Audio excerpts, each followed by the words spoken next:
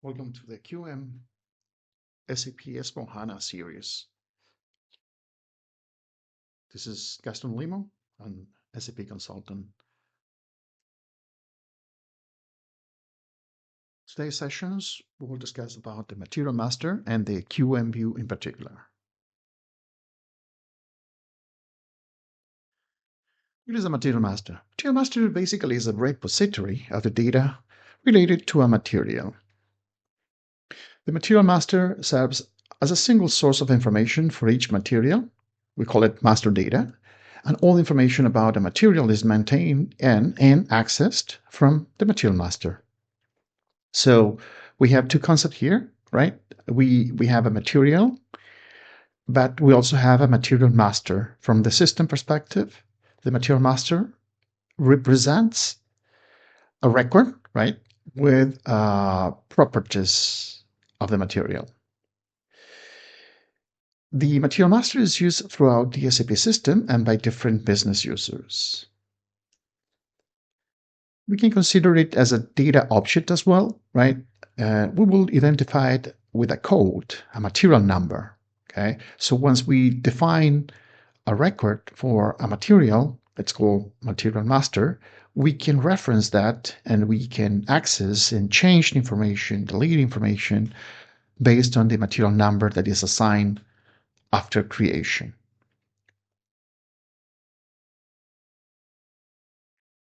Let's take a look here, the material management integration in general. We're not dealing here with a specific, let's say, modules necessarily, because sometimes there are more than one module that is doing similar purposes or similar activities and processes, okay? But we can have a glimpse of the total interactions of the material management and materials in general here. So on the left side, we have customers, market, and on the right side, we can see the material supply or vendors, for example, okay? We have finance and controlling. This is basically FICO, FI and CO, right? Controlling and finance in general that will, let's say, supervise everything. It will be in touch with many of these business processes, okay? The customers will send a requirement for a product, which is a sales order in the sales and distribution module, for example, right? But this can be achieved by CRM, for example, or other modules or third-party software that will interact with SAP. It's up to the company, okay, which module is used to take the order, for example, okay? So again, we cannot say necessarily it's one module, but I can mention a few of them just for the sake of understanding, okay? But keep in mind that some of this can be achieved in different ways. Then we have a production planning, right? Because production planning needs to plan for the production of the requested material, right? Of course, we can have here kind of a forecasting, right? So we can anticipate the need of a customer and many other things. That's why PP, production planning, is key in this area, okay? So we can have SOPs, we can have other modules and functionalities that we can use as well for this purpose, like APO, for example, which is a complete different system, or the advanced planning in S/4HANA, which is kind of embedded, right? It's still APO, but inside S/4HANA, so you don't need to use a separate server for that. The purchasing will happen, right? Depending on the planning. It means not only the final product, but also the raw materials, the packaging, everything that it's needed. So there will be a requirement to the vendors. The vendors will ship the information, the material to the plant. So inventory management will handle that. Of course, inventory management can be done only by MM. We can use WM. We can use extended warehouse management, etc. Of course, quality management will start interacting with inventory management because we might need inspection at the good receipt, right? From a purchase order, from a stock transport order. We can have some interactions also with purchasing because we might have some for example, requirement, a specific requirement to have a quality info record before purchasing to a vendor. Okay, so you don't see the line here, but as you can imagine, we have much more interactions than these just simple arrows, right? But just to have an idea. Then from inventory management, we have a shop floor control, which is also typically the PP module that will handle this manufacturing, right? The this process will consume all the raw materials. We'll have some kind of an in-process inspection if needed, right? Once the product is finished, we will do a good receipt from production inspection as well. That's why quality management is also interacting here, right? And we also might need plant maintenance for the equipment, the resources, or the work centers that we have in production, right? Also, quality management might interact with plant maintenance, for example, for calibration of equipments, right? pH meters, with many others equipments in the lab that will need to be calibrated, for example. So we might need the plant maintenance to remind us, right, when we need to do the calibration. Okay, so we will see that in a specific video for that. Then after the shop floor control, the product is finished. It's going to be ready for distribution. You might say, okay, it's going to be probably going back to inventory management again because warehouse management will need to do the put away. Yeah, that's true, right? That's what this is just a generic overview, right, of the processes. The processes really can be much more complex depending on the industry, depending on the company size, right? Can be much more complicated.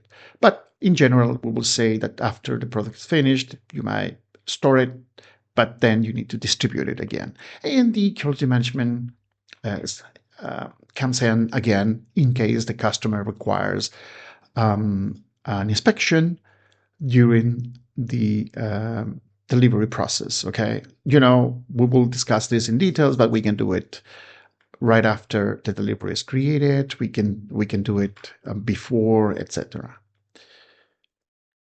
But this is the general interaction.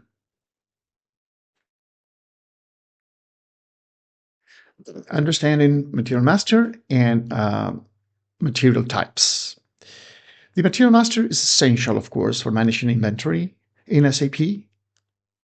For example, from procurement perspective, you can purchase certain non-productive materials, such a chair, for example, right? A table, a projector, something that you can, which is probably once in a while, right? By a text, you don't need to create a material for that. But in general, the advantage of using a material is that you can have certain properties already defined there and you don't have to remember, right, in a text, because in a text you can just miss some important key property and you might be purchasing something wrong, right?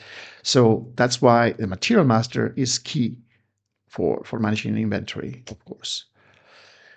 Materials can be classified into several material types, such as, for example, raw materials, right? The code for the raw materials is standard code in SAP for material type raw material is ROH. But of course, you can copy that and create a new ones with changed properties, for example. That's advisable. Finished good, FERT, and semi-finished good, HALV, for example, and much more. Industry-specific materials as well have unique characteristic and data requirements. Okay, so we have different industry type as well. Main transaction code for the material master includes the MMO1 to create, the MMO2 to modify or edit the properties, and MMO3 just to display, MMO4 to display the changes in the material master. Each material type serves different businesses, processes, and requirements, of course, right? That's why we have different material types like container or empty container, right? That you will be returning like layers, for example, or you can have just the verb, which is a regular container that you do not let's say, get back, right? It's just a bottle, a plastic bottle, or a drum, plastic drum, etc. We have more here examples. The raw materials I mentioned already, the FERT are ready for sale, right? The semi-finished products, that help require further processing. In verb, for example, is the packaging I was mentioning.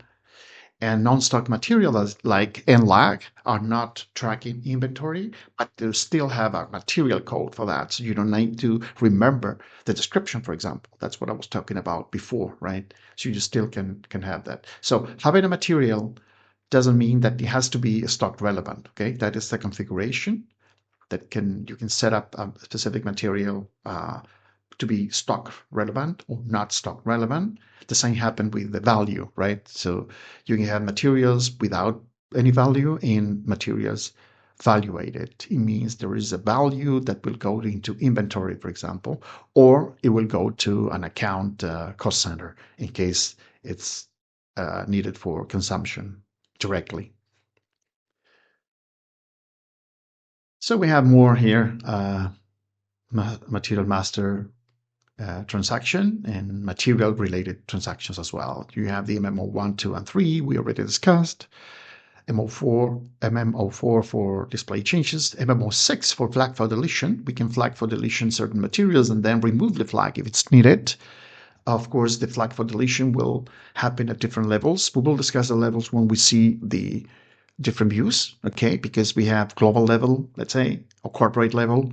Then we have sales organization level. Then we have views for plant specific, and we have for controlling area specific, etc.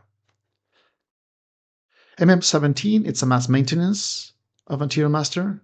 You can do mass changes or modify multiple materials at the same time for a specific value with MM17. The MMAM, we can change the material type, of course, as long as there are no movements with the old material, with the material you just created. But if it's just created, you can change it to another material type if you made a mistake. MM60 is a material list. This is very important because you can define by plant and by material type, for example, so you can check what materials do you have there at that plant, for example. We will see that as well during the training. MMD1, this is an interesting one. It's specifically for MRP, let's say, but you can create an MRP profile typically, right, that you can reuse. So certain parameters are always defined, right? So you don't need to remember because there are certain combinations that should be followed, let's say, for certain materials, right? And we will see that quickly in the MRP views, and the MRP profile is advisable to avoid making mistakes, let's say, when the material is being created. Okay, here we can see the material master views. This is, of course, S/4HANA. In S/4HANA, there are more views than the ECC version. So we have the basic ones on top in classifications. For example, these ones are global. What does it mean, global? Means that it's the properties you define here are stored in a specific table, for example, MARA table, which is global. It means that if the same material is extended to two different plants, those parameters will be the same. Okay, they're inherited. You cannot change it. If you change it in one, you actually change it in all the others. Okay, this means to be global. Or we can think about corporate values. Of course, the values here means they do not change based on plant. Typically, for example, if we're talking about the basic unit of measure of a material, right? You shouldn't be changing the basic unit of measure based on plants, right? It's global. Once you define the material, that's the unit of measure, basic unit of measure of that materials, right? Then we can have certain changes for alternative unit of measure that you can use in one plant and maybe not in the other. That's another story. But from the global perspective, certain parameters are unique. The same happened with the classification. Okay, when we define the classification, we assign the classes to the classification view. Typically, we will assign two classes for many scenarios, and there are specific other classes to be assigned for other purposes, like, for example, varying configuration where the material can change, right? It's different, but the typical is 001 for the material itself and 023 for batch classification. We will discuss batch classification in more detail because it's interacting with QM. Then we have the sales view, as you can see here, right? This is when you need to ship the product, you need the sales view. You need to ship it to another plant, to another plant in another country, or to another customer, right? So it's always the same. You need the sales view for that.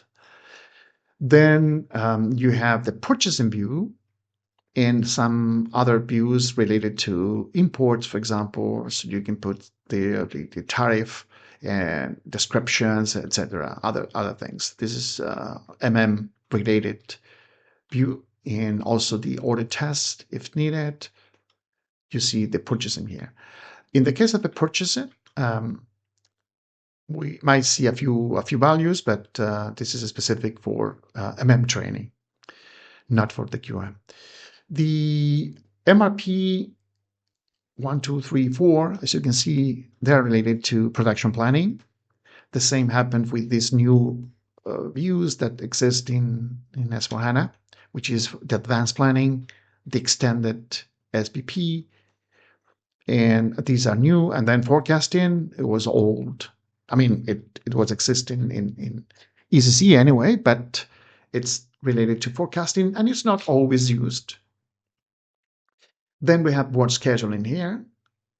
Work scheduling is basically needed for shop floor control. So when we have a in-house produced material, we will be creating the work scheduling for production. Okay, this can be seen in details in PPE training.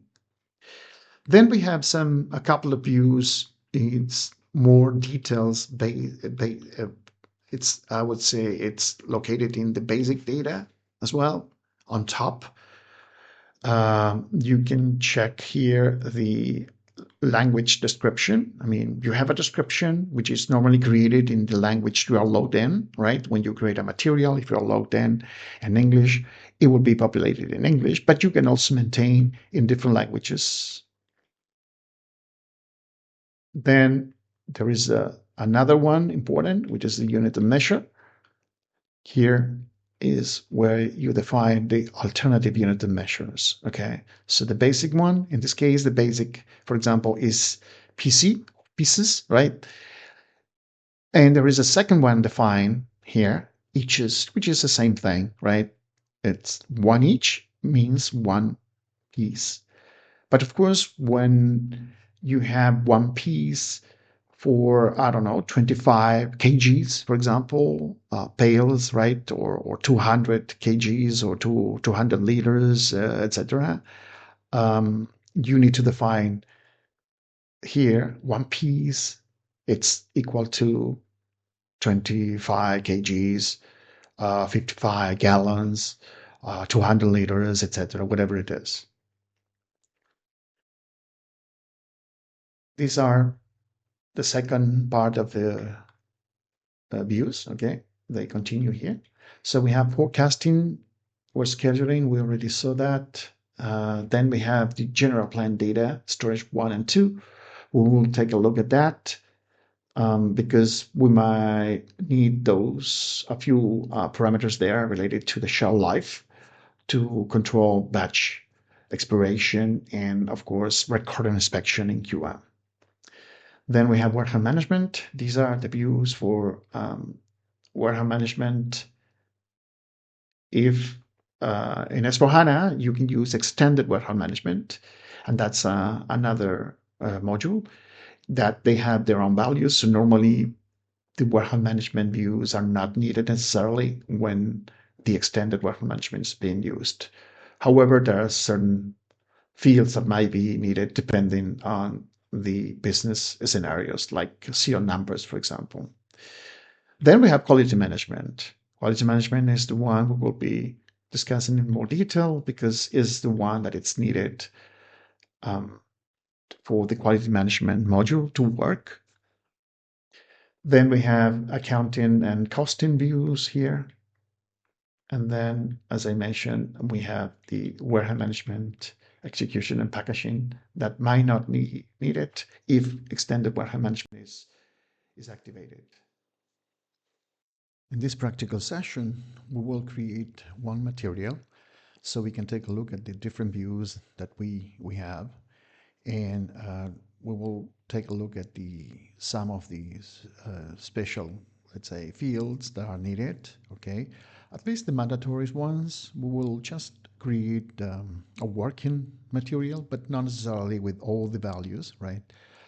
In general, you need to think about the material master as a repository record, right, for many functionalities. Okay, the companies will activate one functionality but not others. Okay, so it will depend on business requirement, what fields are needed. In general, the more let's say functionalities are activated or want to be used, right, more values we need to add to the material master in general, or more attributes, right, or fields. But in general, in this, at least in this session, since this is not training, it's just basically to create a material, a working material that then we will use in QM for some purposes, okay? Just to have a glimpse of how the material master works, right? We will create one so we can see that and take some take a look at the main, let's say, main fields. Okay, so MMO1 is the transactions as we saw it before, right? MMO1, but let's take a look at the path. Sometimes it's easier to go through the path, at least the beginning, then you memorize the code and you can just use it, okay? Material management, material master, material, and here you have some options here, but they're not normally used. You can use just general here, MMO1. I'll double click here. Okay, the material I need to create is this one. Industry sector will be chemical. This is basically a fertilizer. Coincidentally, the material type is called FERT. Let me just FERT. There you are. Finished product, FERT. Okay. Keep in mind that this can be configured, right? And some companies create a Z material type, copying, for example, from FERT, and adding more or changing, let's say, many configuration parameters, okay, to make it, let's say, more customizable for the company. In general, keep in mind that the views will depend also on the material type. For example, if it's a raw material, there is no sales view because you're not supposed to be shipping the raw material, okay? So if you need to ship it, then you need to have a third material, right? For example, or you need to modify the raw material also to be able to have, let's say, the sales view. That's an example, okay? Okay, so once we define the code, in this case, we will call to this code as external numbering, okay? Because we are able to type in the name we want, okay? There are certain cases and certain material types that the number is internal. It means it will be a sequential number assigned by the system, okay? In this case, this is external, so we can type in what we want in this case. The chemical industry, everything is all right. Okay, let's continue. There are two views here important. I'm sorry, two parameters. One is select the views and the other is organizational levels. We can go through here or we can just press continue and the system will pop up and ask us for that, like this, for example, okay? I have pre-selected these views just for other reasons, okay? But you can do for yourself the same thing, just selecting the views you normally work with and then save it as a default settings, okay? So those views will be saved the next time you open the select view screen, okay? That's the purpose of default settings. The same happens for the organizational level. You will see that. Okay, so we need to create basic 1 and 2. Okay, I will remove everything just for the sake of understanding why I'm choosing a few of these views. Keep in mind that we don't need to necessarily create all the views because that depends on the functionalities we want to let's say, activate, okay? In this case, this is just a simple product, finished product we want to create so we can use it in QM at a later stage. Okay, basic view 1 and 2 are related to global, let's say, level. It means that all the values we have here will be shared across all the plants, okay? So it means that if you create for the same material in two different plants, the basic data 1 and 2 will be the same. You cannot change in one without changing the other automatically because it's the same table where these values are stored, okay? Same happened with classification. Okay, classification is also a global. It's not the Mara table, it's not the same table where this is stored, but it's a global. We can call it global, we can call it corporate, right? So there are values that they depend on the material itself. They do not depend on the plant or sales organization, company code, and other parameters, okay? They depend just on the product. For example, the basic unit of measure. If we want to use pieces, that will be shared across the board, okay, for this material, of course. Then we have sales view. Because this is a finished product, we want some sales view as well, okay? And we're going to be activating these three. They're the most important ones. We might activate purchasing, not necessarily because we're going to purchase that, but we might use it in the future for shipping from one plant to another, right? As a stock transfer order, for example, we can receive it as a stock transfer order. So we need the purchasing view here. We can activate these four MRP. These are related to production planning. We might want, these are new, these two are related to S/4HANA. They didn't exist in ECC. Advanced planning, we might just activate it. This is needed for production planning, right? So we are not going to do anything with this in QM, in this QM training, okay? I'm just going to show you that. The same for forecasting. We're not going to use forecasting here. Work scheduling. We need this definitely. This is for production planning as well, PP module, but we need this for production, okay? Since we're going to use probably this material for doing in process and then doing good proceed from production, okay? We want this to be able to be produced, okay? So we have plants data storage 1 and 2. These are important as well because we might see there a couple of fields that are needed for batch classification and also for shelf life. And also, of course, this affects QM because we have the recurrent inspection, which is basically checking the or doing an inspection half the shelf life or at the end of a shelf life to check if the material can be extended. I mean, the shelf life can be extended or the material should be get disposed. Warehouse management, these views are the same for the extended one. It depends on the warehouse management activation or not. Okay, we're not going to activate this. It's going to be a simple products. We're going to be using MM and QM and PP only, simple processes, just to show the functionality of QM. We might need to have some materials for another video specifically for certain new inspection types that we have for extended warehouse management. They are 17. So yeah, but this is not the case. Okay, we'll have another example probably. We have the quality management, of course. This is the most important one for the QM.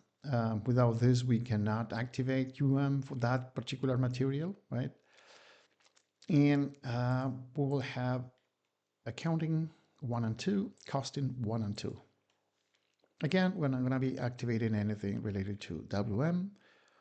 The extended WM actually doesn't need this view here because they have their own product master where they store all the values for the extended. That's another module anyway. Okay, so we're not going to be activating them. Okay, so let's save this, or I mean, just accept, not save yet. And now the system is asking us for the organizational level we want to use for the creation of this material. So the plant, of course, since there are plant-specific views, we need to define which plant we want to create this material into. Storage location, the same thing. We can drop down here and choose storage location. I think we're going to be creating the 17.1B, for example. It's just one. And then typically it's 1710. Then the system will be creating depending on the movements we're doing. Okay, so yeah, B, yeah. Sales organization is going to be the same, 1710 in this case. And distribution channel, I think we can use 1710 here. We can use, yeah, let's do this one, the 10. Okay, so it's asking the description. This is an important. As you can see, when you see a star, means this is mandatory. You cannot leave it blank. Okay, this is configurable as well. Okay, the consultant can define certain fields here as mandatory because the business requires that value, for example. Okay, we're going to be just focusing on the main and most important ones here. You will see that most of them will remain blank. Okay. In this case, I need to check the description. Okay, yeah, this is the description for the material we are dealing with. This is a fertilizer, as I said, nitrogen, phosphorus, and potassium. 15, 15, 15, it means that we have equal amounts of the three. It's compound, and let's add here 50 kg bag. Okay, unit of measure would be, basic unit of measure would be pieces because we want to produce 1, 2, 3, 4 bags. Okay, each bag will contain 50 kgs, right? But we want to produce in pieces. Material group, this is normally used in procurement and for reporting purposes. You can define a lot of material group here. We might configure if needed the fertilizers and that kind of stuff. Since this is the generic one, I'm just going to choose chemicals this time. Okay, but keep in mind that if you are in the you're a fertilizer producer company, you might want to list out a lot of components, let's say, that you need to purchase and that kind of stuff, so you can define the material group specifically for that. Okay. We're not going to use anything else here in this view. It's, yeah, we don't need for any simple, as a simple product, we don't need more information here. Okay, let's go to basic 2. In basic 2, there's nothing because these are related to other modules like environmental relevant for dangerous good, etc. Different activation of functionalities for another modules. So let's go to classification. Classification view, we will see some details later in this video, but basically the typical ones will be material class 001 type and batch, which is 023. We will create now a batch one just to show you that.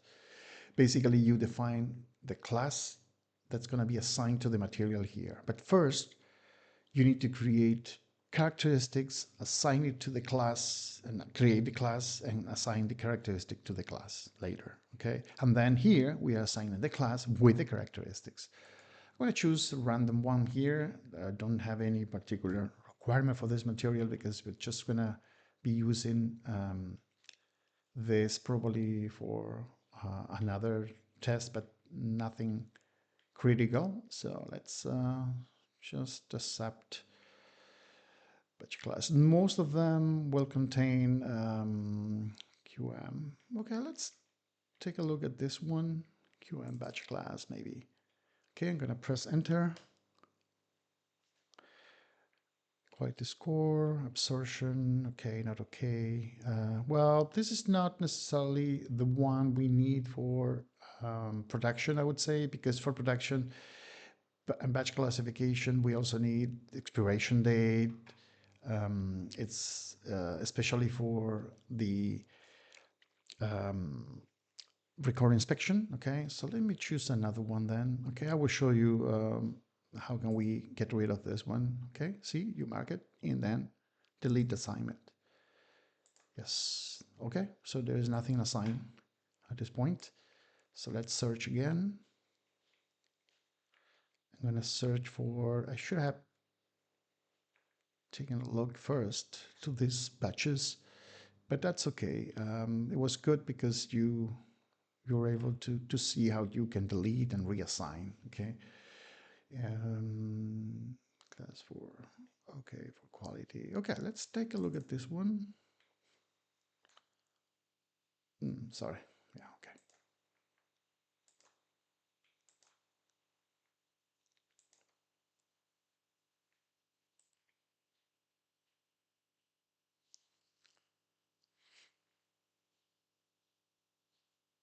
Okay, let's take a look at this one. Okay, we have an expiration date here and the date and the production date as well. Okay, this is much better. Okay, of course, if we need some specific characteristic in the batch, we can create our own characteristics and create and assign it to a new class and then assign the class here. Okay, but this is just for the sake of you understanding how you can create a material, so you saw the different views in the material master and that kind of stuff. Okay, so it's already assigned, so we just can go ahead, continue. Okay, this is the sales view, sales one view. Here is basically assigning these taxes. I will put one, it means in full. It's mandatory. So if someone has assigned all these countries where this material can be sold, we need to put the tax here. Otherwise, it's not going to work. Okay. So one important thing to show you is that you see some of these views are kind of active in terms of, in this case, you can see it kind of a blue and then it's gray or without this sign, right, or icon. Depending on your SAP way, you can see in a different way, okay? But if I just select this and this was not expected, let's say, to be created, if I click on it, it will be created, okay? So to avoid that, instead of clicking like I'm doing at the moment, you can start pressing enter, okay? If you press enter, the system will jump to the next one that it's supposed to be created, okay? Or was selected originally when we select the screens, okay? The views. So now I'm going to press enter. We are going to the second one, okay? The most important fields are these ones here, so they're okay. So let's press enter again. Yeah, nothing else. Oh, profit center. Okay, yeah, profit center. We need to assign, I have it here. It's 1B11111. This is for this plant. Yeah, okay. Profit center is part of the controlling module. It's something very specific that it's needed for any operation when you move values. I mean, you consume products, you receive products, etc. So here we have the material group again. As you can see, this is important. Certain fields are repeated, okay? It means it's the same. It's not necessarily another field, okay? So if it was created in the basic view, you will see it here in procurement. But if you change it here, you will be changing it as well in the basic view. So we need to be careful with these kind of a global values or fields, okay? Because if you change it in your level, like in this plan, for example, you will be changing it globally, and you shouldn't be doing that, okay? Because all the other plans will share the same change, okay? These are exceptions, I would say. In general, you have the same happened with this one, right? So this is basically a global, okay? Because basic, you know, the measure, okay? Let me show you this one as an example. I'm gonna press F1, okay? So if you press F1, probably you already know this, right? But the F1 will give you some help regarding this field, okay? But what I wanted to show you is not necessarily the help itself, but this icon here, okay? See this icon? It's technical information. So you press on this icon and you will have this information, which is very, very interesting for you to understand the level of this value, okay? So as you can see, this is Mara table. The Mara table is the global one. It ends in A, okay? The plan specific ones will be ending in C, Mar C, okay? So as you can see, this is a global one. It means you are changing at the global level, at the corporate level. So don't change this, even though you see it in your own view, okay? Assuming that you are an end user, for example, right? Dealing with this 1710 plant, for example. This is important, okay? Another field very typically used in procurement is the purchasing value key, okay?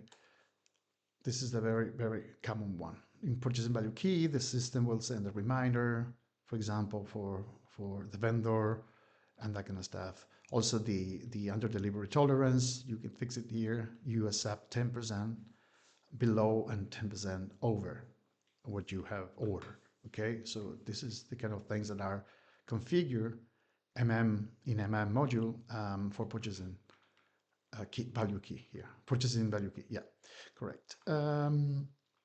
What else here? Okay, batch management. Yes, this is important as well. Let me go back. Yeah, we have, every time you press enter, if there is any mandatory field, you cannot go back until you fill it in, okay? So let's finish this one, and then we need to come back to the batch management, because we want this product to be batch managed. MRP type. Okay, we will use, we have plenty. This is a PP, okay, related. Let's take a look at this one, standard, very typical PD here. Here it is. PD, forecast consumption. Yes, this is the one we use typically, okay. And lot sizing is also important. Let's assume we want, in this case, a kind of a weekly lot size. Okay, we have many. This is a specific for PPE, so you want to see that in a PPE training. Okay, but you have to maximum stock level. You have exact quantity. So if the requirement is 3 units, you will be requesting 3 units, for example. But the weekly, it's going to be adding up all the quantities needed for 1 week, and we'll request everything for 1 week. Okay. The same for monthly, etc. Okay, so you have different ones. Fixed one, you can have always the same quantity for, let's suppose you produce that in one mixer, blender, or reactor, and it's always the same quantity. So you want that to be fixed regardless of the requirement, right? If you want to produce always 50 tons, regardless that you need 80, you will produce 50.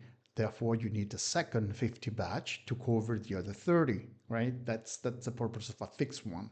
While in the X, you will be requested 80, but you don't have the capacity to produce 80 tones, right? So that's why this one is more suitable for fixed quantities in blenders or mixers or reactors, for example. Okay. Okay, so let's choose the weekly one. I think it was already selected. Yes, weekly. Okay, so we might want a minimum quantity. Let's suppose we want to produce 10 as a minimum.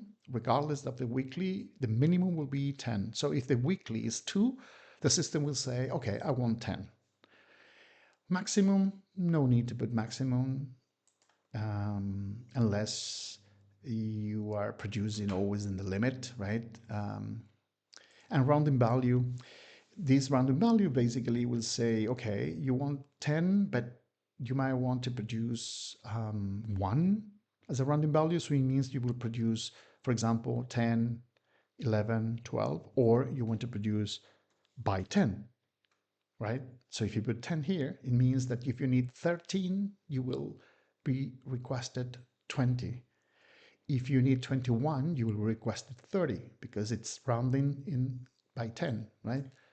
So typically you put 1 here for production, okay, for a produced material. But when you're purchasing materials, for example, and you purchase in bags of 25 kgs, the rounding value should be 25 because you cannot purchase half bag, right? So regardless what you need, you might need 50, means 2 bags, right?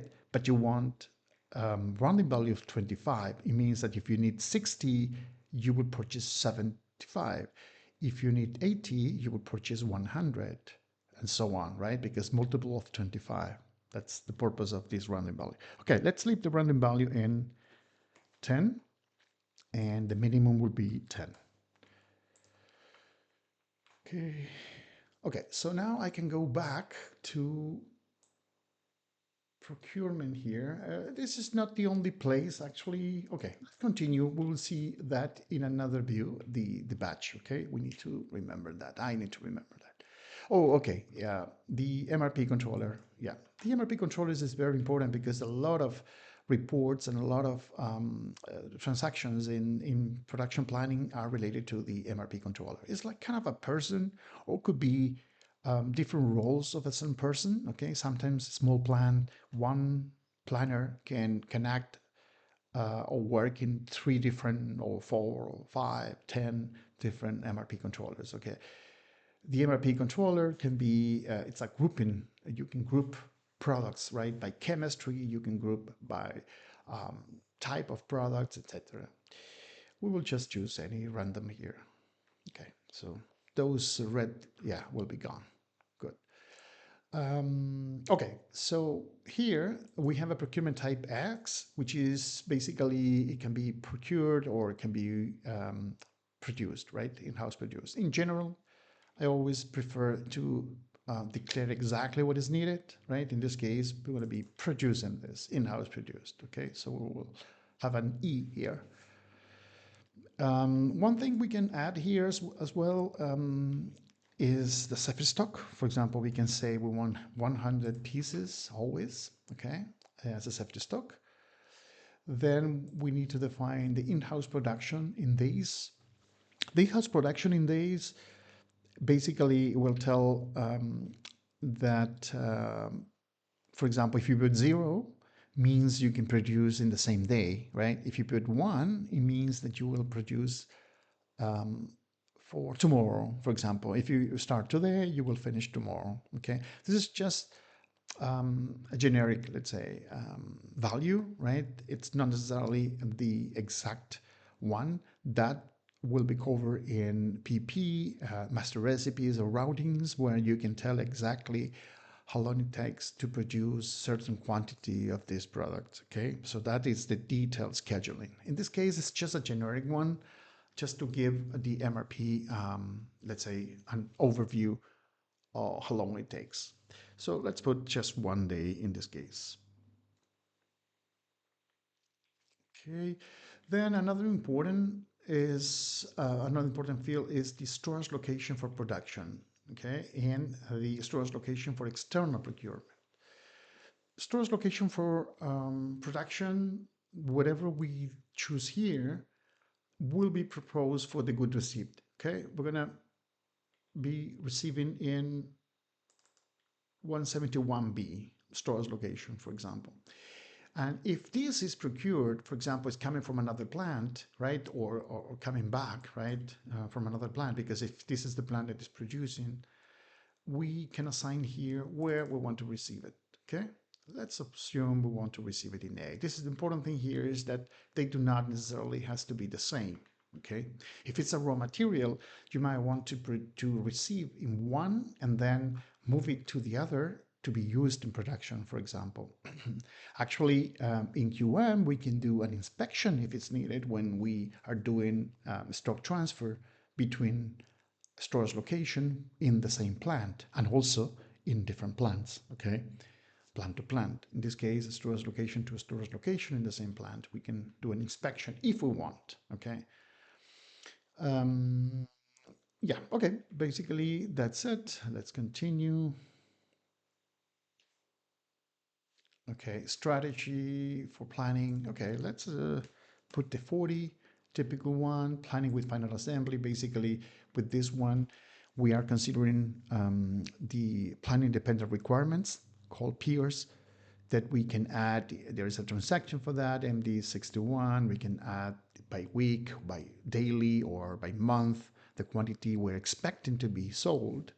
So the system will consider that in the MRP, when you run the MRP, will propose productions to cover that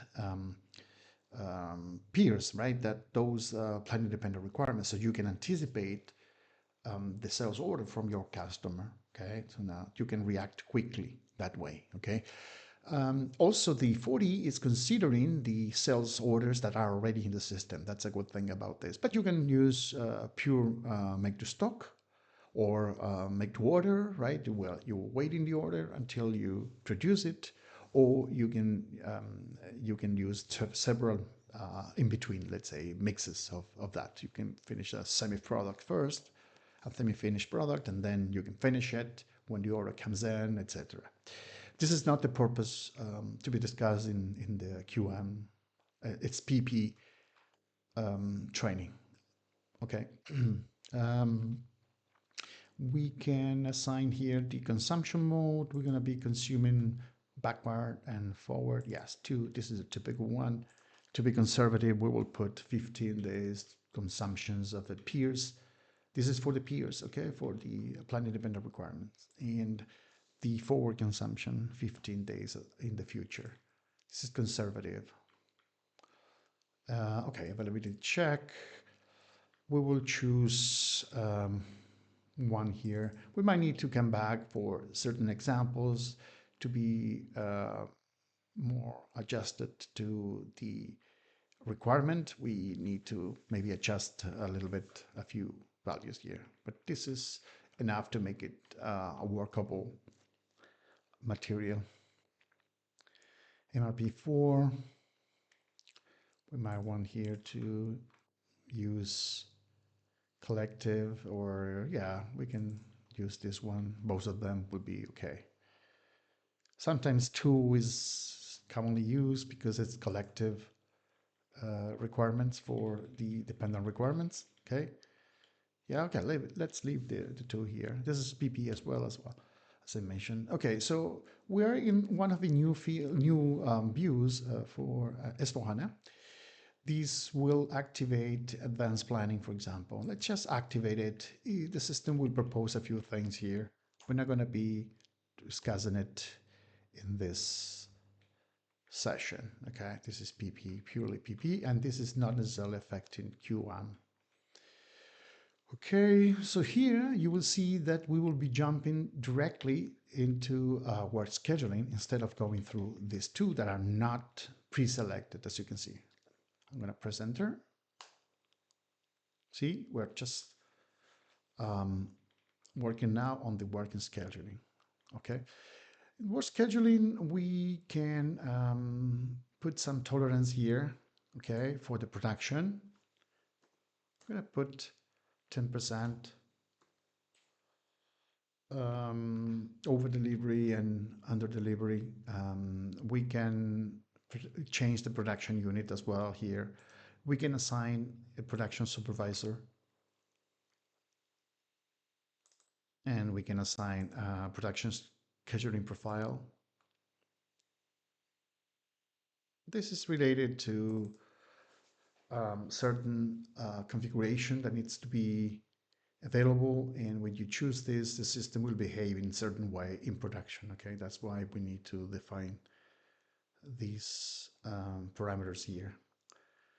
Okay, so again, as I mentioned, this batch management flag is not only in procurement, but also here, okay, in work scheduling. So we will activate it here, batch management, okay? Batch management is, in this case, global, okay? So keep in mind that as well. Okay, we can also add the in-house production times here. But since we're going to be using master recipes, routings, depending on the type of production we want, basically we don't need to add information here because the system will go into the details of the master recipe or the routing to know exactly how long will it take to produce certain quantity of this material. Okay, I'm going to press enter again. Batch management. Then we have, what else we can add here? Okay, here, this is the important thing for QM, okay? Because with the shelf life, we're going to define an expiration date of a batch. First of all, we say we want to control by batch, right? This material. Then we will say that this material will expire in 65 days, okay, 1 year. And this number is in days, okay? We are defining in days. And we also want 30 days at least before the expiration to be shipping this to another warehouse, okay? So when you ship between the warehouses, what you are saying here is that the expiration date cannot be in the last 30 days to expire. Otherwise, I don't want to ship it to another warehouse, okay? That's why we put the 30 here. So once we do this, we are activating the shelf life calculation for the batch, and it's going to be calculating the expiration date based on the shelf life and based on the production date, okay? So after pressing enter, the system is telling me important, the date of production must be entered in the good receipt, okay? Because we want to provide that information so the system can calculate the expiration date of a batch. We just need to accept that.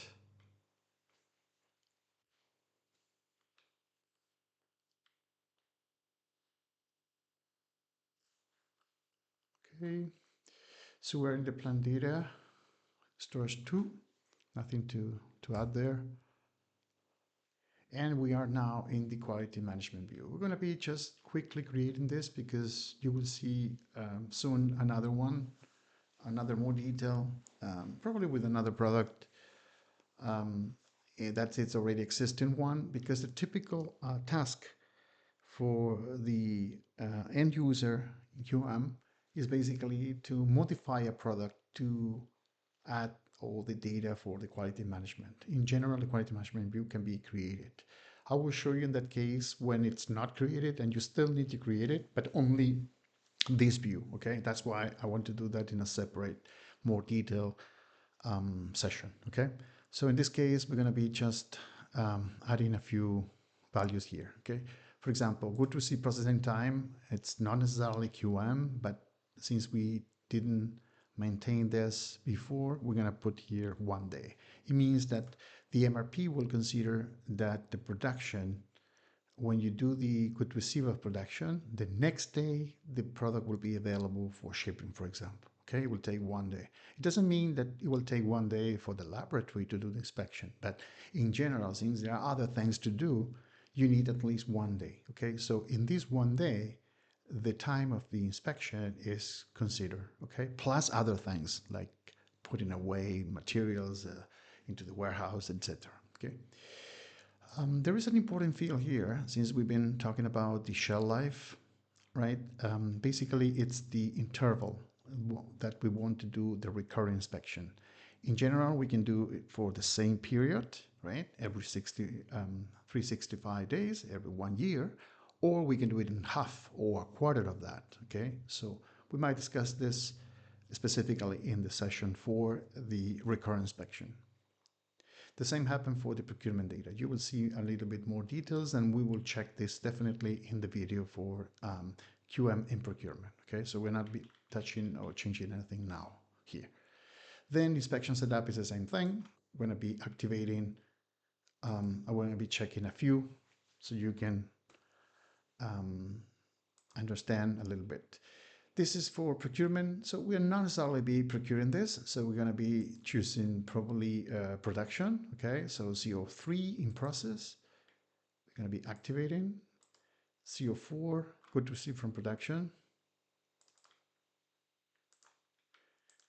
And probably we want to select 606 in case of return from customer. We will see all these in details in the specific session for those type of inspections.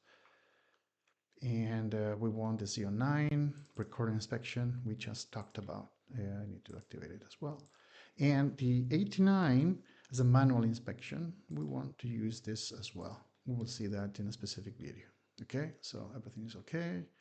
We're just gonna accept this and press enter again.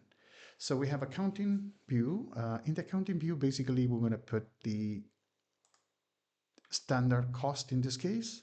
Okay, the price control can be a standard or can be basically the moving average. Okay, moving average means that it will consider different costs at different good receipts, but standard is always a standard, and the system is sending to a variance account the differences between the actual cost and the standard cost we define. Okay, this is more for PP. In the specific training for PP, product costing is going to be important there.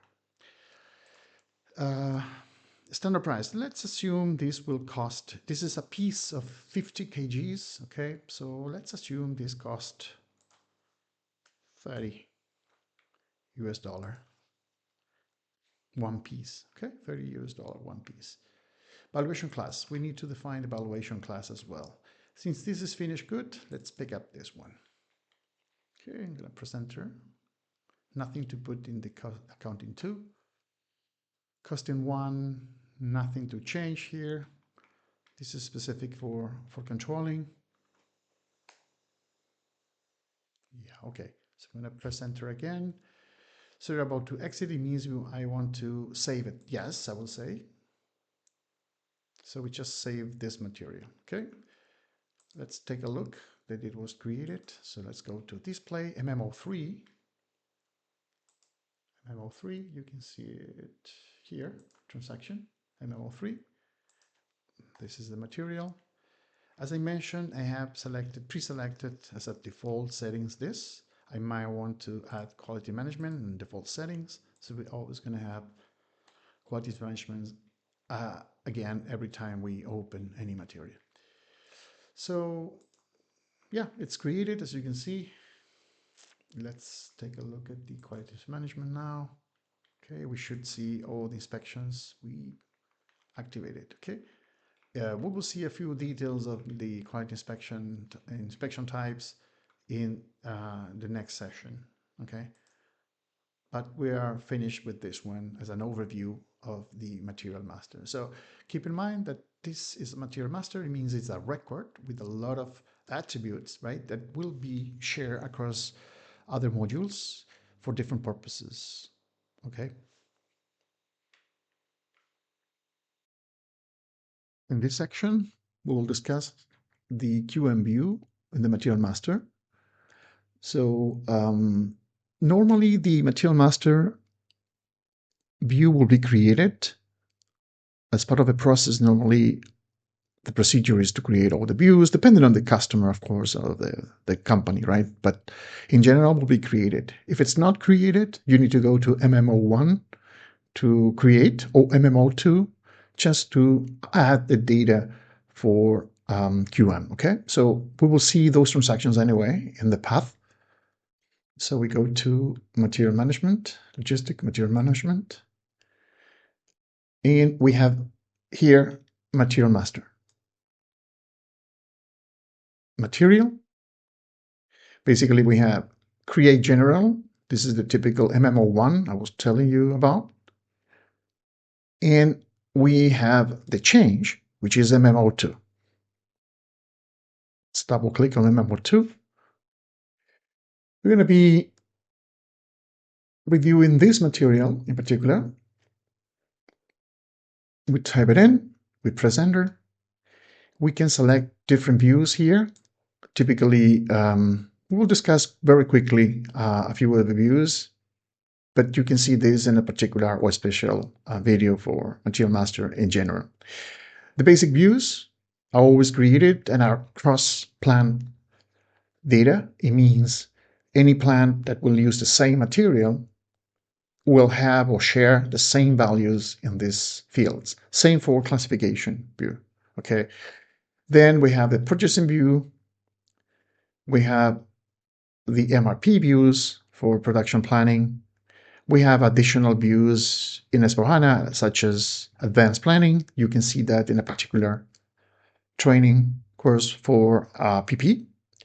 The extended is the same thing. And we have the general plant data storage 1 and 2. Normally, we always create these two views. The accountings 1 and 2 should be created as well, because this is where the standard cost or variable cost is located.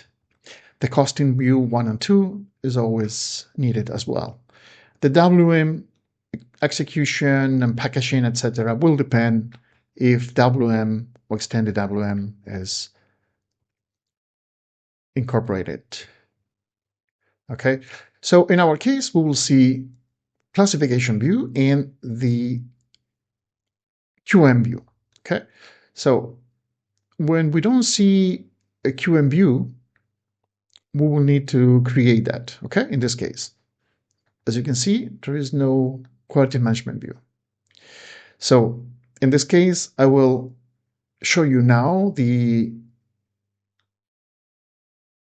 classification view, because it will be needed in other videos as well, related to, for example, recurring inspection, right? We need a classification view, because in the classification view, we can assign a class, a batch class in particular. Okay, so we will see now the classification view. Since there is only one class assigned, it already opened it up. But otherwise, you need to choose. For example, you typically will have two types of classes. Typically, I mean, because we can have more, right? As you can see here. But typically, we can have 001, which is the material class. The material class is basically an extension of other attributes, right? We can add to this class a lot of attributes that we need. That depends on the material, but not at the plant level or the batch level, etc., right? So it's always the same for a particular material. In the case of batches, of course, this depends on the batch, right? So in one batch, we may have one specific expiration shell life, for example, right? Or we can have a different status, but for that batch, other batch can have other status. The difference between the 001 and 023 class type, you can see that in a particular video, right, for but in this case, you need to understand that the difference between the two is that for 001, you will see values here, right, in the class and in the characteristics, because these are characteristics that are attached to the class, okay? But for batches, we don't put values, okay? You cannot put a specific value. The specific value should be added when you classify the batch.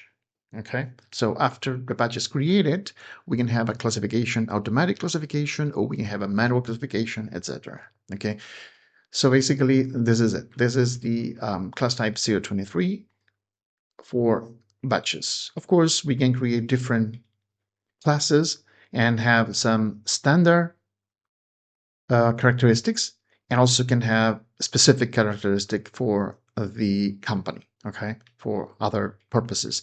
And we will see this usage as well in other videos, because we will need to have, for example, some class characteristic that will be linked to the master inspection characteristic, okay? This is also happening in this place, okay? We're not going to talk about in this video about that because it's in another one specifically. Save this, even though I didn't do any change.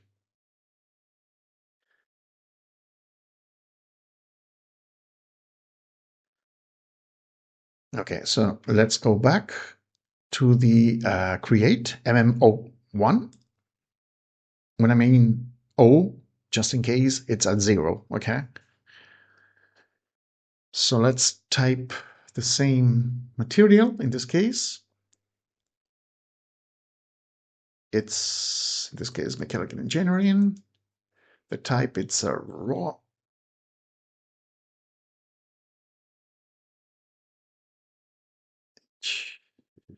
Here it is. No. Trying to find the raw here. Here. Okay. Okay, so I press continue, and I need to select here the quality management view, as you can see. Okay, since we are in the creation mode, we're always going to have all the views available, regardless which one was created or not. Okay, so definitely this was not created before. That's why we couldn't see it, right? When we tried to see it, it was not there. So we have quality management now selected, right? And we can just accept this. We're doing this for this plant, 1710. See, this is the only view we are creating, okay? We don't need to create anything else because many of them were already created, okay? And we're not dealing with the specific PP or production planning view at this time, okay? We're just focusing on material master for the quality management, okay? So this is the quality management view. We are creating this view. Basically, unit of issue, it's coming from production planning. Basically, it's another purpose, so we don't need to put anything here. The authorization, this is used for authorization groups that can be modified in this. We're not going to deal with that. It's going to be a specific video probably for that one. And this is probably we will touch that during a specific, let's say, topic in QM, which is electronic signature.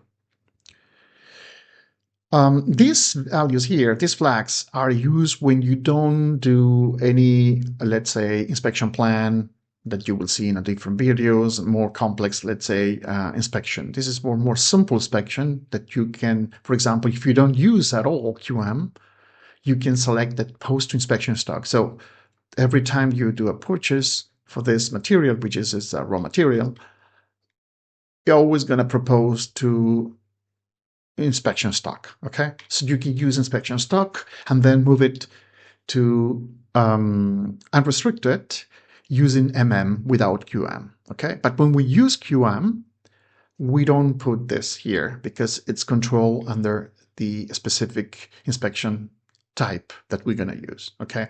And once the inspection type is active and you do the good received, you cannot just move from quality inspection to unrestricted manually from MM. It's forbidden. Only QM can do that, okay? That's the purpose. Documentation is the same thing. You can activate it or not, depending on changes will be recorded or not.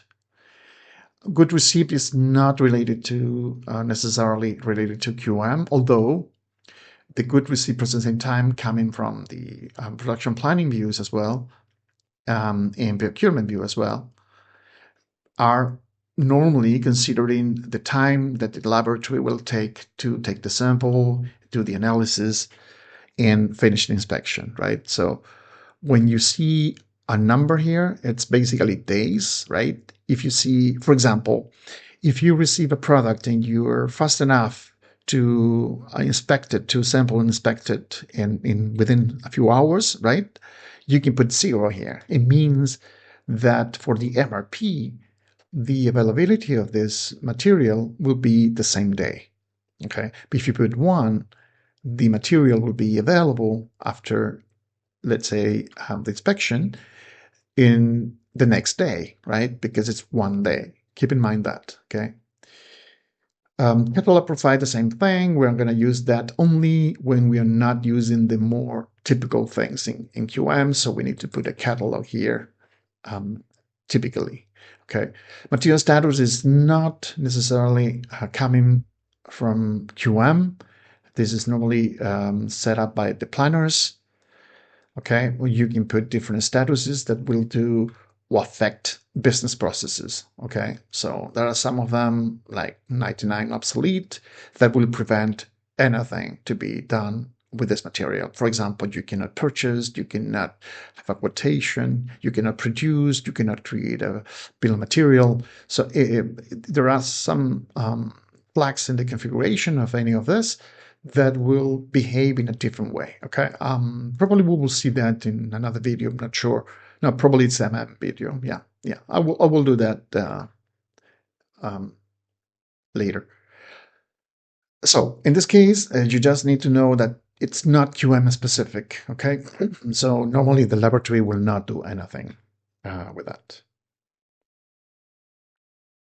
Okay, so inspection interval. Yes, this is a very important thing and very important field for QM, because here we can define the frequency of the inspection for recurring inspections. This is now one of the inspections that we will see in a specific video as well, is related to expiration of shelf life for the materials. So if you have a materials that will expire, for example, at 6 months, right? You produce it and 6 months after it's expired.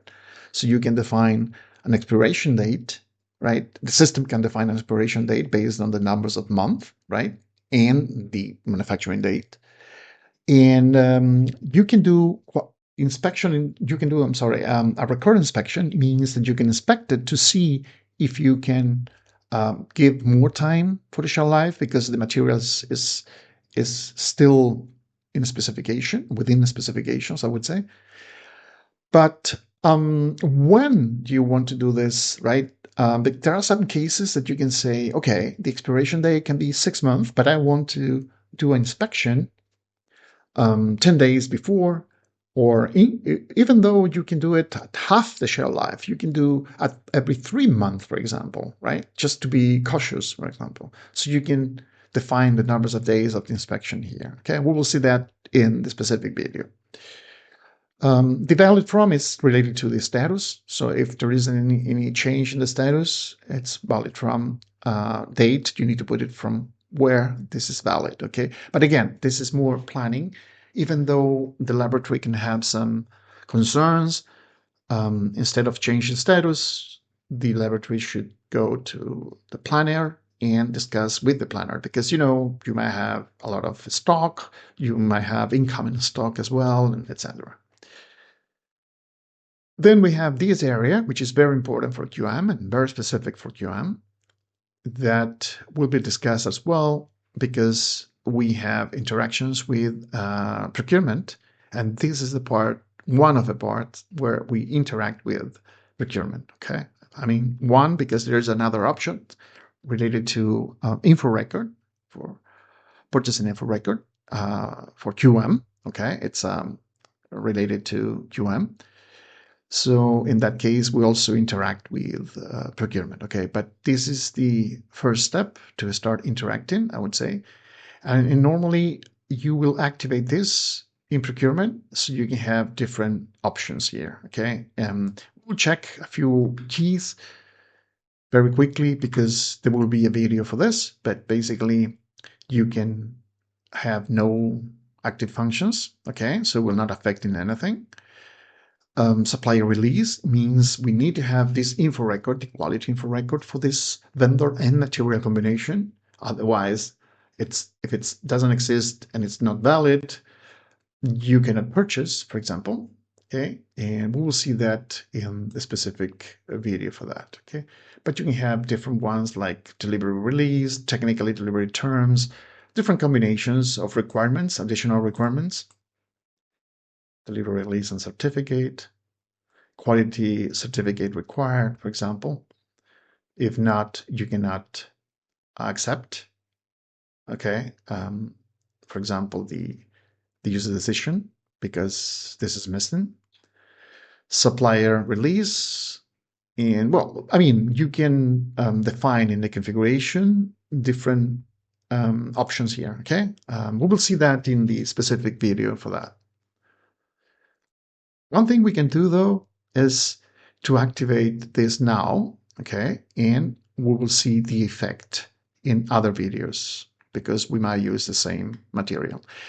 When we activate, there's one thing important that you need to know. When you activate the QM in procurement here, it will activate for all the client. It means if you have multiple plants using the same material, in all the cases, they will require a control key. For example, if I choose a control key here and I don't want to do anything so far, I will choose these 4 zeros. Okay, so this means neutral. It's the same effect that's not having this active.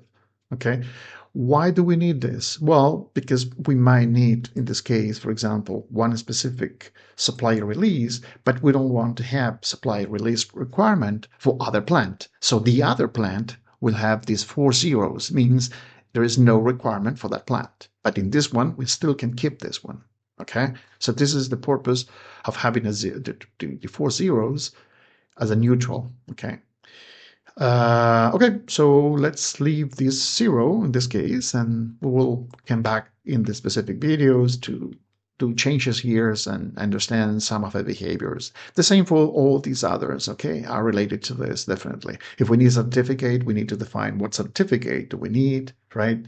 And the target system, if we define that we have a specific target system as well. Okay, so these are the most important ones. I will go to one very important. Okay, let me just press enter here. You want to save? Yes. So since we already created this view, I will show you a different path now, which is basically we can go to change as we intended, right? When we started, we tried to go to change to set up, but the view was missing, right? So now we have the view, see, quality management. So we can click on it. And now we can go to inspection setup. This is one of the most important as well places in the material master because it will determine different behaviors for QM depending on business processes. For example, this is a raw material, so we're expecting to purchase this raw material from a vendor. Okay, so we can go here to press the inspection types, and we can have multiple inspection types. Okay, the typical inspection types we will discuss in details, many of them, almost most of them, during the training. We have the Z01 for, which is basically goods received inspection for purchase order, right? We have a special ones, C01, starting with 01 as well. So it's related to the good receipt path. This is the model inspection or source inspection, okay? Means we will inspect before the material with the batch coming into the plant. This is normally inspected at the client site, okay, or premises. This is, well, I'm sorry, this is source inspection, sorry. And then we have this model, which is similar concept, okay, which is basically inspecting one initial sample in a different way, okay. Then we have receiving inspection from external processing. There are different, you can create more depending on different business processes. Basically, all of them are related to good receipt. We will see some interactions when we discuss as well one of the options, which is basically this quality info record we were talking about. Then we have the good issue inspection. Basically, this is used when you need to do some inspection to some of raw materials before being sent or during the process of being sent to the production shop floor to be used. Okay, so if there is any specific requirement because the material, because of the I don't know, storage can be damaging some of the components or something, you can define some inspection before it is used in production. Okay, so when you do the good issue of the component, you can create an inspection lot and start inspecting that. CO3 is for the in-process in the production order. It means that you will inspect during the production of the finished product. Okay, again, this is the component that will be used in the production order or process order. In this case, it's an inspection of the product that is being produced. Okay, not the component, but the finished product, which is not finished yet. Okay, it's being produced. CO4, this is the one when the product is finished. Okay, so you do the good receipt, and this inspection log will be created for CO4 inspection type with CO4 inspection type. This is just for generic receipt. When you want to do similar to the 89 that you will see later here, but this is with a good receipt, normally 501 movement, okay, which is a good receipt without purchase order for some reason. Typically, it could be a sample that the vendor is sending you, right? You can do the good receipt that way without a purchase order. And there are also cases where there are some returns that you can also use this one for those returns that are not traceable to specific batch or something. You can receive it this way. So depending on the company, you can have multiple reasons for using CO5, which is similar to CO1, but there is no purchase order behind it. CO6, return from customer. This is a typical return that you know, right, that you ship it. The customer has any issues, has some issues with the product, so they want to return it. So you create a new return sales order, right? You create a delivery to pick it up or to receive it at the plant level, right? So this is CO6. So when you receive it, you do the good receipt of this, of the product. The will be inspection lot, so you can inspect it. Then we have audit for the vendor. Okay, we have stock transfer inspection. We will see that in a specific video. CO 800, it's a one-time usage. Normally, when you activate QM and you have already a stock, this is a way of handling it. Okay, because keep in mind that you are expecting to have normally in quality inspection when there is a process that triggers this, but if it's already in stock because it was not intended to be used under quality management, well, this is a way of handling it. Okay, CO9 is recurring inspection for batches. This is the one I was mentioning related to the inspection here interval, right? You can have inspection interval exactly the same as the shelf life, no problem with that as well. Okay, that's what I forgot to mention that. I was mentioning that you want some time in advance sometimes, or a quarter of a time, half the time, right? But you can also do it at the same time, because if you want to do this with a few days in advance, you can still do it with the program that will be monitoring this. You don't need to do it this way here. This is more for let's say quality reason. Okay, if you have a reason to believe that 6 months it's too much and you still want to do half of that one inspection, then you can put half of it shelf life here. Okay, let's continue quickly. 10, 11, and 12 are related to deliveries. Okay, we will see this specifically for sales and distribution. I mean, QM in sales and distribution, because we can inspect when we are creating deliveries of a certain product for the customer. So we can inspect the product before reaching the customer. So this is with an order, right? And then we have this without an order.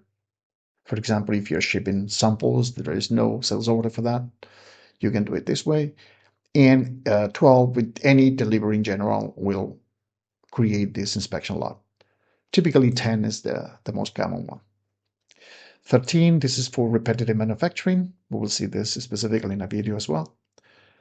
Inspection plan maintenance is always 14.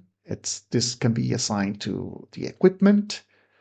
Will be assigned to the equipment, I'm sorry, but also can be assigned to a material if we are using that approach of having a material and equipment all together linked, right? So that's why we have 14 here. This is for physical samples. We will see that in a video specifically. Stability studies, the three of them related to stability study, we will see the specific in a video. And also the 17 and 1701 that are new for the extended warehouse in S/4HANA. We didn't have this, or we don't have this in ECC. You will not see this in ECC. So some of them are related to a specific. This is more related, and we will see that specifically. Okay, but we can have for different purposes, almost kind of need again, right? Different inspection types. That's why they always start in 17. Then we have the 89. These are this is a very typical one. This is used to create manually an inspection lot. Okay, we will see this as well in one of the specific videos. Okay, so basically we will create just one in this case for the sake of understanding how this works, but you saw all of them, right? And we will discuss them in detail. Basically, in this case, since there is only one inspection type, we just need to activate it here. We don't need to use the prefer. But when you have two, you need to define the preferred one. Okay, and that's it. So we can just press enter and we can see it here. Okay. Okay, normally what we do is to configure the inspection type. It's coming, I mean, automatically and already configured by SAP, but we might need to change a little bit a few things. It's suggested that when we change this to use specific inspection type with a different, with a Z, for example, at the beginning, right? Or different number that can be used for that, okay? Basically, you don't need to touch this. Actually, it's a good advice. Do not touch this because we can modify by material, right? But if we start modifying, then it's difficult to understand why certain materials are behaving differently, okay? So it's advisable not to touch the specific settings, but to change or to copy by configuration a new inspection type and define the new requirements there and assign it to the material instead of the default one, okay? So in general, please accept the default one, unless you know that your plan will be always using certain change here, certain different flag, then of course you can do it by configurations and all of them will share the same attributes here.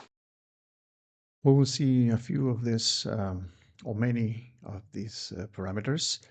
The post-inspection stock basically is important for the cases where the stock is relevant, like 01 inspection type, CO4 goods received from production, right? When you have an inspection that is stock relevant, means that you are moving, okay, the material to quality inspection stock type. Okay, so when you check the MMBE, you will see in the column of quality inspection instead of the unrestricted, for example. Okay, when inspection type is not stock relevant, we will not see this value here. Okay, we will not see it. It means that it's not stock relevant. So it means the material is not necessarily moved, right, to quality inspection. Okay, this is the purpose. So you will see this changing depending on the inspection type. Okay. Then we have, of course, inspection for handling unit. In cases we use handling unit, normally the company will create a Z inspection type for handling unit, right? The same for serial numbers, unless you are sure you will be handling everything in serial numbers, right? You don't activate this only at this inspection type, but you create a new one, then assign serial number possible, okay? So these are the cases where we are using a kind of a more specific business scenarios, okay? Serializing materials, right, can be, for example, for equipment. If you produce equipment, you can have a specific serial number for each of equipment, and this allows in QM to accept or reject specifically by serial number, okay? Similar thing for handle unit. The simple procedure, there are some, I will mention that some of these parameters, okay, are related when we do not use task list, okay, inspection. So for example, we use inspection material specification, right? This is a simple way, but cannot vary from plant to plant. It has to be specific by material. With the task list, this is plant level, so we can have more flexibility in terms of adding extra inspection characteristics, for example, to a plan, right, for the specific plant. And by configuration means for parent configuration. This is specific scenario, okay? But if we do have a task list, some of these are not needed. As you can see here, they're not completed, right? Like simple procedure, for example, because the sample procedure will be assigned within the task list to the master inspection characteristics, for example. Okay. The 100% inspection is the same thing. If you don't use this, you might want to inspect 100%, right? Or the percentage that you want to inspect. But the sample procedure will determine the numbers of samples that you will need, right? So no need to use this here. The same happens for this sample calculation. You will do manually because you don't have a simple procedure, right? So you don't, the system will not know how many. The same for a manual sample entry here. The dynamic modification, you can assign it here as well if we're not using the task list, okay? Skips allows, they are related to the dynamic modification rule. We'll see this in a specific video.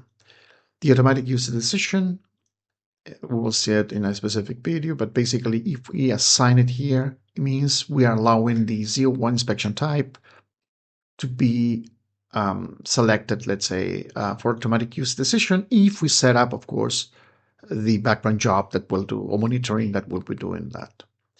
We will see that in a different video. The inspection characteristics are marked here because if we're not using, if we are using task lists or material specification, the inspect characteristic means we will need to check against the characteristic and the range that it's part of the specification, okay?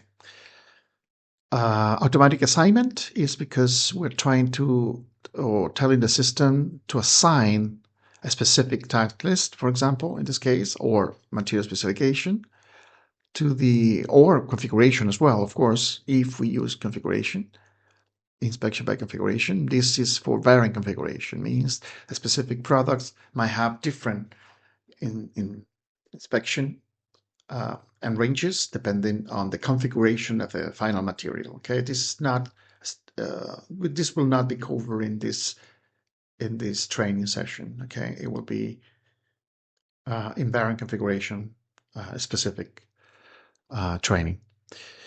The notification rule, we saw that. Okay, we need to check here. We already talked about the serial number possible. Of course, in general, if we're using serial number, we can just mark it here. The average inspection duration is in days as well. It's not the same as good receipt inspection time. Sorry, good receipt processing time.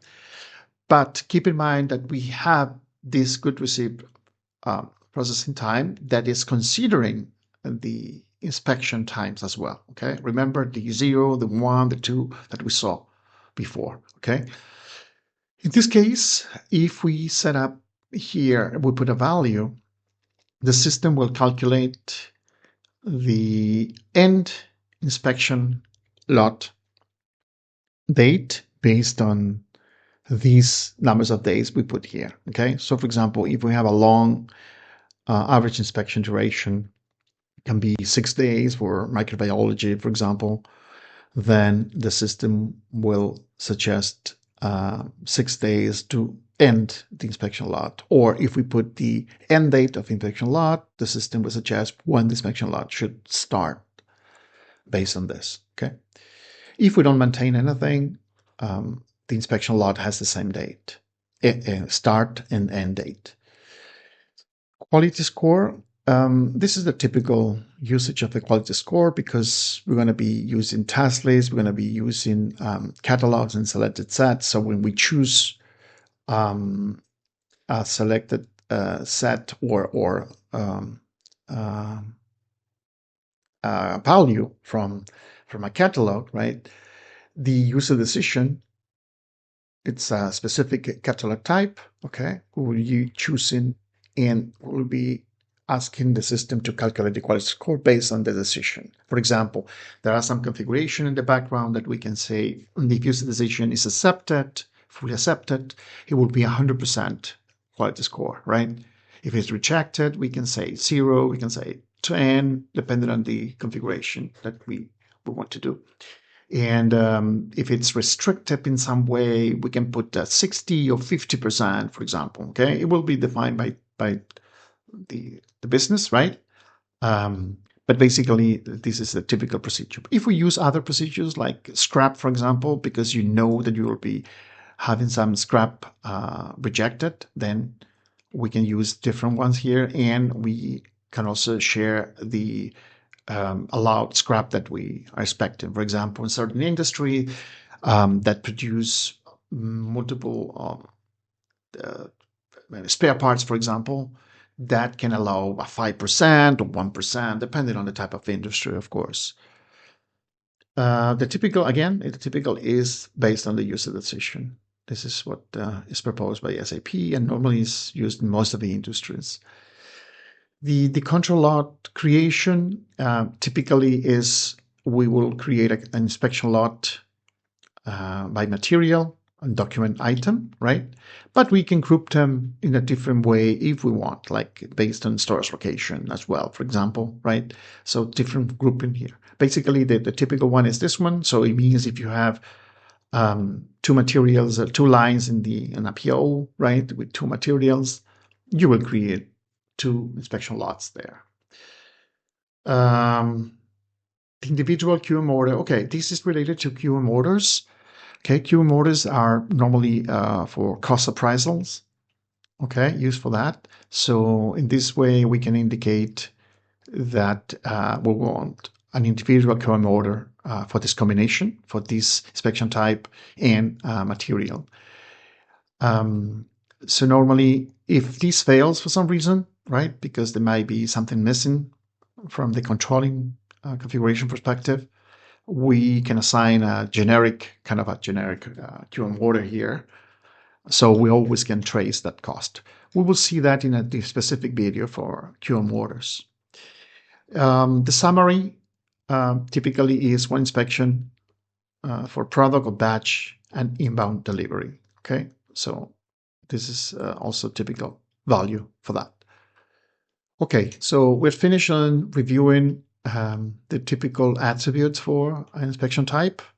Again, this inspection type might be gone in others inspection types that are not relevant for stock. As an example, ZO3 inspection. Inspection since the material has not, finished good has not been received yet. In the ZO3 inspection type in process, we don't see the inspection stock. The same for 89, for example, which is just a manual inspection lot that we can create to do any random control, okay, or any reason. We suspect something is wrong with some material or whatever, we can create an 89 and create an inspection lot, take some samples and do inspection. That's not relevant, stock relevant. If the result is that we should reject something, then we can move that to block stock, for example. Okay, but it's not in quality inspection when we are performing those non-stock relevant. But on the other hand, the ZO1 is, of course, stock relevant. Okay, that's why we have this post-inspection stock. We should never change this again. Okay, as I mentioned before. Okay, I will close it.